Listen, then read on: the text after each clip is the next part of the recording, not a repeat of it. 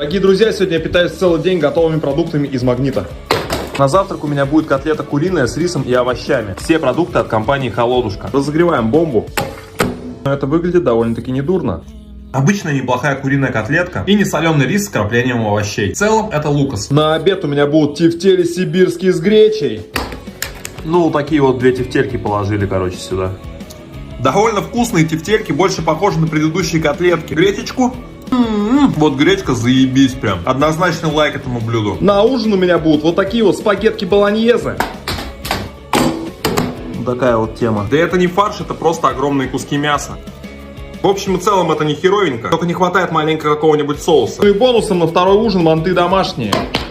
Вот такие бедняги, короче, здесь. Ну кто не в курсе, они едятся руками вообще. Так берешь вот, оп. Мясо здесь куриное, больше похоже на какой-то ссаный фарш. Мясо мягкое. Хз, мне охота их на сковородке пожарить. Приятного аппетита, нахуй.